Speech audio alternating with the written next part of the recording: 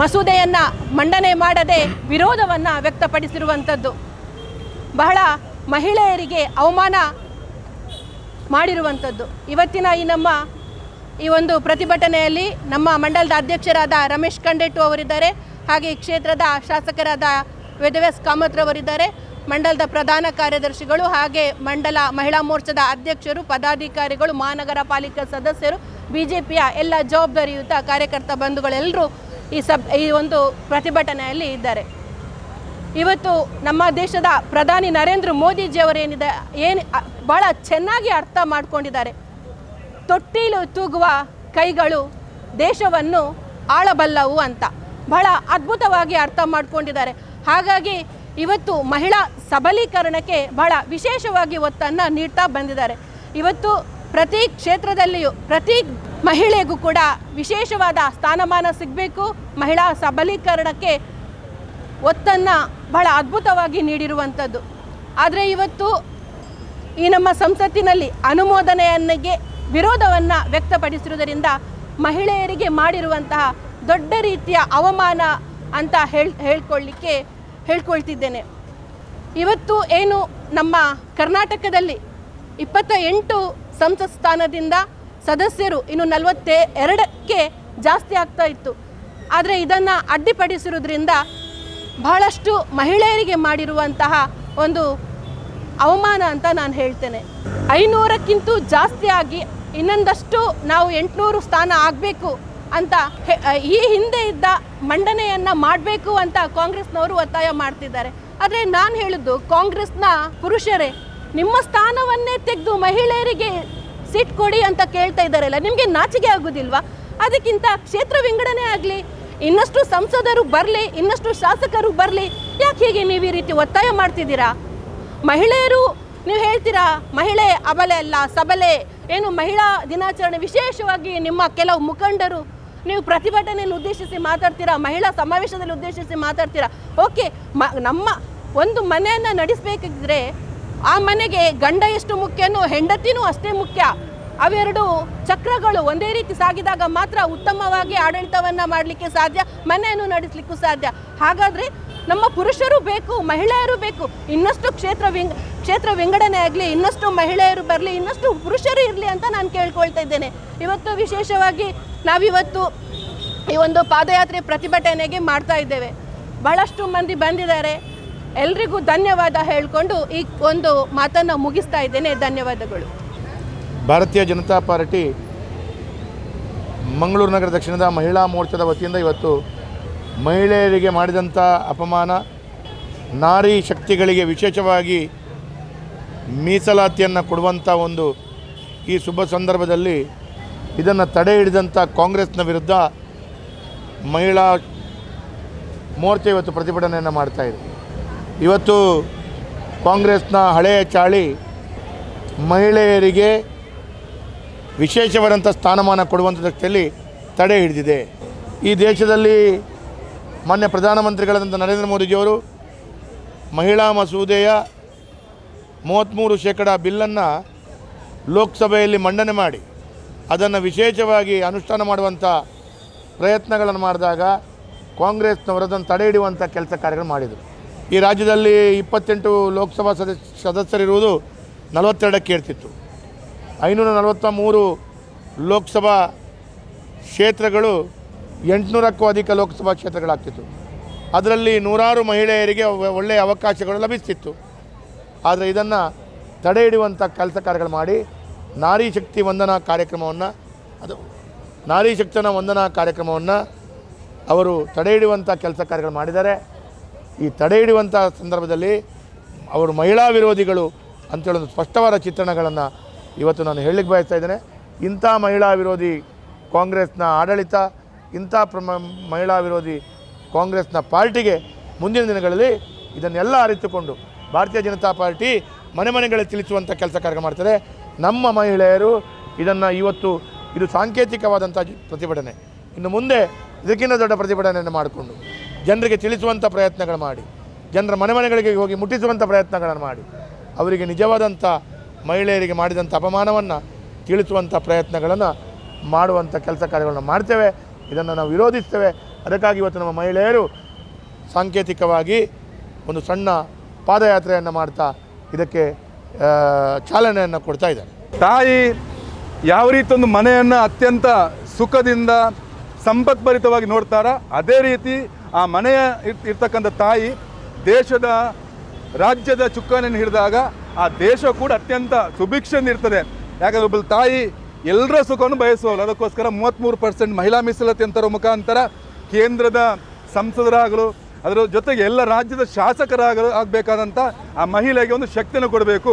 ನಾರಿ ಶಕ್ತಿ ಜಾಗೃತ ಆದಾಗ ಆ ದೇಶ ಅಭಿವೃದ್ಧಿ ಪಥಕ್ಕೆ ಹೋಗ್ತದೆ ಅನ್ನೋ ಕಾರಣಕ್ಕೋಸ್ಕರ ಮಾಡಿದ್ದಾರೆ. ಆದರೆ ವಿರೋಧ ಪಕ್ಷದವರು ಅದನ್ನು ಆ ಬಿಲ್ಲನ್ನು ಪಾಸ್ ಮಾಡದೇ ಇರೋ ಕಾರಣಕ್ಕೋಸ್ಕರ, ಅದಕ್ಕೆ ಸಹಮತ ಕೊಡದೇ ಇರೋ ಕಾರಣಕ್ಕೋಸ್ಕರ ಆ ಬಿಲ್ ಬಿದ್ದು ಹೋಗಿದೆ. ಆದರೆ ಇವತ್ತು ಮಂಗಳೂರು ನಗರ ದಕ್ಷಿಣದ ಎಲ್ಲ ನಾರಿ ಶಕ್ತಿ ಜಾಗೃತ ಆಗಿದೆ. ನಾನನ್ನೋದು ಈ ದೇಶದ ಪ್ರಥಮ ಪ್ರಜೆ ನಮ್ಮ ದ್ರೌಪದಿ ಮುರ್ಮು ಅವರು, ಒಡಿಶಾದ ಒಂದು ಬುಡಕಟ್ಟು ಜನಾಂಗದ ತಾಯಿ ಇವತ್ತು ದೇಶದ ಪ್ರಥಮ ಪ್ರಜೆ ಆಗಿದ್ದಾರೆ. ಅದರ ಜೊತೆಗೆ ನಿರ್ಮಲಾ ಸೀತಾರಾಮನ್ ಅವರು, ನಮ್ಮ ಆರ್ಥಿಕ ಸಚಿವರು. ನಾನನ್ನೋದು ಇವತ್ತು ತಾಯಿ ಭಾರತಾಂಬೆ ಇನ್ನೊಮ್ಮೆ ಶಕ್ತಿ ಸ್ವರೂಪಿಣಿ ಆಗಿದ್ದಾರೆ ಅನ್ನೋ ಕಾರಣಕ್ಕೋಸ್ಕರ ಭಾರತೀಯ ಜನತಾ ಪಾರ್ಟಿ ಮಾತ್ರ ಇದಕ್ಕೆ ಶಕ್ತಿಯನ್ನು ಕೊಡುವಂಥದ್ದು. ಅದಕ್ಕೆ ನಾನು ಎಲ್ಲ ತಾಯಂದಿರ ಹತ್ರ ವಿನಂತಿ ಮಾಡ್ತೇನೆ, ಮೋದಿಜಿ ಮತ್ತು BJP ಮಾತ್ರ ಈ ದೇಶದ ಅಭಿವೃದ್ಧಿಯನ್ನು ನೋಡಲಿಕ್ಕೆ ಸಾಧ್ಯತೆ ಉಂಟು. ಒಂದು ಮನೆಯನ್ನು ಯೋಚನೆ ಮಾಡಿದಾಗ ಆ ತಾಯಿ ತನ್ನ ಮಕ್ಕಳಿಗೆ ಮತ್ತು ಬಂದವರಿಗೆ ನಿಂಟರೆಸ್ಟ್ ಎಲ್ಲವನ್ನ ಕೊಡ್ತಾರಂತೆ ಆ ತಾಯಿ. ಅಂದರೆ ತಾಯಿ ಮನಸ್ಸು ಆ ಥರ.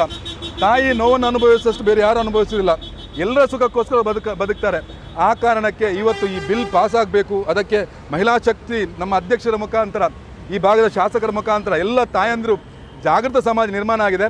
ಪ್ರತಿ ತಾಲೂಕಲ್ಲೂ ಕೂಡ ಈ ರೀತಿ ಪ್ರತಿಭಟನೆ ಆಗಿದೆ. ಆ ಕಾರಣಕ್ಕೆ ಇಡೀ ತಾಯಂದಿರು ಮುಂದಿನ ಬರುವ ಪ್ರತಿ ಇದರಲ್ಲೂ ಕೂಡ BJPಯನ್ನು ಬೆಂಬಲಿಸಬೇಕು. ಆ ಮುಖಾಂತರ ಅಭಿವೃದ್ಧಿ ಪಥವನ್ನು ಕಾಣಬೇಕು. ಇವತ್ತು ನಾವು 33% ಮಹಿಳೆಯರಿಗೆ ಮೀಸಲಾತಿಯ ಬಗ್ಗೆ ನಾವು ಒಂದು ಪ್ರತಿಭಟನೆಯನ್ನು ಮಾಡ್ತಾ ಇದ್ದೇವೆ. ಇದನ್ನು ನಮ್ಮ ಕಾಂಗ್ರೆಸ್ ಸರ್ಕಾರ ಇದನ್ನು ಕಾಂಗ್ರೆಸ್ ಸರ್ಕಾರ ತುಂಬ ಅನ್ಯಾಯವಾಗಿದೆ. ಇವರು ಇದನ್ನು ಬೆಂಬಲಿಸದೆ ಆ 33% ಮಹಿಳೆಯರು ಸಿಗುವುದನ್ನು ಅವರು ಎಲ್ಲ ಅವರ ಕಾಂಗ್ರೆಸ್ನ ಮಹಿಳೆಯರು ಸಹ ಅದನ್ನು ಪ್ರತಿಭಟಿಸಿದ್ದಾರೆ. ಯಾಕಂದರೆ ಕೊಡಲೇಬಾರ್ದಂತ. 30% ಮಹಿಳೆಯರಿಗೆ ಕೊಟ್ಟರೆ ಇವತ್ತು ಎಷ್ಟೊಂದು ಒಳ್ಳೆಯದಿತ್ತು. ನಮಗೆ ಒಂದು 28 MP ಅವರು ಇದ್ದ ಕಾರಣ 48 MP ಅವರು ಆಗ್ತಿದ್ದರು.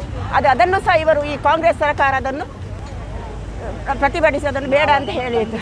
ನಾವು ಅದನ್ನು ಖಂಡಿಸಿ ಇವತ್ತು ನಾವು ಪ್ರತಿಭಟನೆ ಮಾಡಿದ್ದೇವೆ. ಮಹಿಳಾ ಮೋರ್ಚಾದ ಕಡೆಯಿಂದ, ನಮ್ಮ ನೆಚ್ಚಿನ ಶಾಸಕರ ಕಡೆಯಿಂದ ನಾವೆಲ್ಲ ಇದನ್ನು ಸೇರಿಸಿ ನಾವೆಲ್ಲ ಮಹಿಳೆಯರು ಒಂದಾಗಿ ನಾವು ಎಲ್ಲರೂ ಸೇರಿ ನಮ್ಮ ಪ್ರಧಾನಮಂತ್ರಿಯಾದ ನರೇಂದ್ರ ಮೋದಿ ಅವರನ್ನು ಬೆಂಬಲಿಸಿ ಇವತ್ತು ನಾವು ಈ ಪ್ರತಿಭಟನೆಯನ್ನು ಹಮ್ಮಿಕೊಂಡಿದ್ದೇವೆ. ಮಹಿಳಾ ಮೀಸಲಾತಿ ಮಸೂದೆಯನ್ನು ಕಾಂಗ್ರೆಸ್ ವಿರೋಧಿಸಿದ್ದು ಎಲ್ಲ ಭಾರತದ ತಾಯಂದಿರಿಗೆ ಒಂದು ಅನ್ಯಾಯ ಮಾಡಿದ ಹಾಗೆ. ಯಾಕೆಂದರೆ ಮಹಿಳೆಯರು ಒಂದು ಮನೆಯನ್ನು ಎಷ್ಟು ಸುಂದರವಾಗಿ ನಡೆಸಿಕೊಂಡು ಹೋಗ್ತಾರೆ, ಅದನ್ನೇ ರೀತಿಯಲ್ಲಿ ನಮ್ಮ ದೇಶವನ್ನು ನಡೆಸ್ತಾರೆ ಎಂಬ ನಿಟ್ಟಿನಲ್ಲಿ ನಮ್ಮ ನರೇಂದ್ರ ಮೋದಿ ಅವರು ಅದನ್ನು ಒಂದು ಮಸೂದೆಯ ರೀತಿಯಲ್ಲಿ ಮಹಿಳೆಯರಿಗೆ ಮೀಸಲಾತಿ ಕೊಟ್ಟು ನಾವು ಸಂಸತ್ತಿನಲ್ಲಿಯೂ ವಿಧಾನಸಭೆಯಲ್ಲಿಯೂ ಒಂದು ಮಹಿಳೆಯರ ಆಡಳಿತ ನಡೆಸಬೇಕು. ದೇಶವನ್ನು ನ್ಯಾಯಯುತವಾಗಿ ಯಾವುದೇ ಒಂದು ಭ್ರಷ್ಟಾಚಾರ ಇಲ್ಲದೆ ನಡೆಸಿಕೊಂಡು ಹೋಗುವಂಥ ಶಕ್ತಿ ಯಾರಿಗಿರುವುದು ಅಂತ ಹೇಳಿದರೆ ಮಹಿಳೆಯರಿಗಿರುವುದು ಎಂಬುದನ್ನು ಅನುಮೋದನೆ ಮಾಡಿಕೊಂಡು ಇದ್ದರು. ಆದರೆ ಅದನ್ನು ಖಂಡನೆ ಮಾಡಿದಂತಹ ರಾಹುಲ್ ಗಾಂಧಿ ಅವರಿಗೆ ನಿಜವಾಗಿಯೂ ಧಿಕ್ಕಾರವಾಗಬೇಕು. ನಾನು ರೇಖಾ ಶೆಟ್ಟಿ ಅಂತ, ನಾನು ಭಾರತೀಯ ಜನತಾ ಪಾರ್ಟಿಯ ಒಂದು ಕಾರ್ಯಕಾರಿಣಿ ಸದಸ್ಯೆ ಕೂಡ ಆಗಿದ್ದೇನೆ. ಬಹುಶಃ ಈ ಭಾರತೀಯ ಜನತಾ ಪಾರ್ಟಿ ಇಂದು ಮಹಿಳಾ ಮೋರ್ಚಾ ವತಿಯಿಂದ ನಾವೊಂದು ಈ ಒಂದು ಮೀಸಲಾತಿ ರದ್ದತಿಯನ್ನಾಗಿದೆ ಅದರ ಪರವಾಗಿ ಇಂದು ಪಾದಯಾತ್ರೆಯನ್ನು ಕೂಡ ಮಾಡಿದ್ದೇವೆ. ನಾವು ಇಲ್ಲಿ ನಮ್ಮ ಮಂಗಳೂರು ಮಹಾಪಾಲಿಕೆ ತನಕ ಮೀಸಲಾತಿಯನ್ನು ರದ್ದಿತ ನಾವು ಖಂಡಿತವಾಗಿ ನಾವು ಅದನ್ನು ವಿರೋಧಿಸ್ತೇವೆ. ಯಾಕೆಂದರೆ ಇಂದು ರಾಜಕೀಯದಿಂತಲ್ಲ, ಪ್ರತಿಯೊಂದು ಕ್ಷೇತ್ರದಲ್ಲಿ ಕೂಡ ಒಂದು ಮಹಿಳೆ ಎಲ್ಲರಿಗೂ ಸರಿಸಮಾನಾಗಿರುವಾಗ ಈ ಒಂದು ನೀಡಿರುವಂತಹ 33% ಕೂಡ ನಾವು ಕಡಿತಗೊಳಿಸಿ ಆ ಮಸೂದೆಯನ್ನು ಹಿಂದಿರುಗಿಸೋದು ತುಂಬ ತಪ್ಪು, ಅನ್ಯಾಯ ಅಂತ ಹೇಳ್ಬೋದು. ಮಹಿಳೆಯರಿಗೆ ಆಗುವಂಥ ವಂಚನೆ ಅಂತ ಹೇಳ್ಬೋದು. ಇಂದು ಬಹುಶಃ 33%ಗಿಲ್ಲ 50% ಪಡೆಯುವಷ್ಟು ಆ ಒಂದು ನಮ್ಮ ಮಹಿಳೆಯರಲ್ಲಿ ಇದೆ. ಆ ಒಂದು ಸ್ಥಾನವನ್ನು ತುಂಬುವಂತಹ ಒಂದು ಕೆಪಾಸಿಟಿ ಏನಿರುತ್ತೆ ನೋಡಿ, ಅದು ನಮ್ಮಲ್ಲಿ ಇದೆ. ಹಾಗಾಗಿ ನಾವು ಆ ಒಂದು ವಿರೋಧ ನೀತಿಯನ್ನು ಖಂಡಿತವಾಗಿ ನಾವು ಖಂಡಿಸ್ತೇವೆ. ಪ್ರತಿಯೊಂದು ಕ್ಷೇತ್ರದಲ್ಲಿ ಇರುವಾಗ ಈ ಒಂದು ಕ್ಷೇತ್ರದಲ್ಲಿ ಕೂಡ ನಮಗೆ ಆ ಸರಿಸಮಾನತೆ ಖಂಡಿತವಾಗಿಯೂ ಬೇಕು. ಬಹುಶಃ ಎಷ್ಟೋ ಜನರು ಇದು ನಾವು ಇವತ್ತು ಹೇಳ್ಬೋದು ನೋಡಿ, ದ್ರೌಪದಿ ಮುರ್ಮು ಅವರು ಯಾವ ರೀತಿ ನಮ್ಮ ಒಂದು ಆ ಸ್ಥಾನದಲ್ಲಿ ಅವರನ್ನು ಜವಾಬ್ದಾರಿಯುತ ಒಂದು ಅಧಿಕಾರವನ್ನು ಮಾಡುತ್ತಿದ್ದಾರೆ, ಅದುವೇ ಒಂದು ಸಾಕ್ಷಿ ಅಂತ ಹೇಳ್ಬೋದು.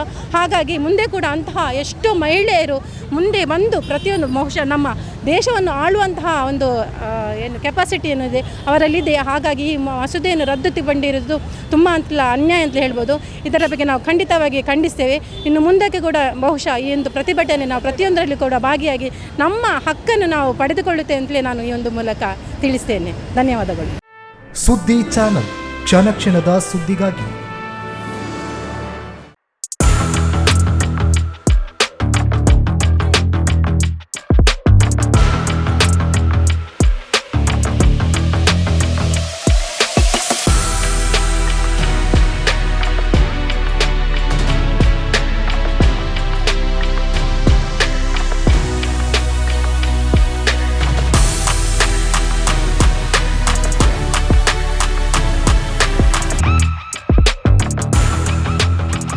ನವರತ್ನ ಎಲೆಕ್ಟ್ರಿಕಲ್ ಅಂಡ್ ಪ್ಲಂಬಿಂಗ್ 25 ವರ್ಷಗಳಿಂದ ನಂಬಿಕೆ, ಗುಣಮಟ್ಟದೊಂದಿಗೆ ವಿಶ್ವಾಸಾರ್ಹ ಸೇವೆ. ಒಂದೇ ಸೂರಿನಡಿ ಅತ್ಯಂತ ಕಡಿಮೆ ಬೆಲೆಗೆ ಗುಣಮಟ್ಟದ ವಸ್ತುಗಳು.